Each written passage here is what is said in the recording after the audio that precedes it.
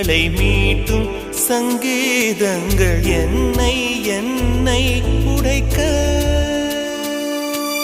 கண்களை திறந்து கொண்டு நான் கனவுகள் காணுகிறேன்.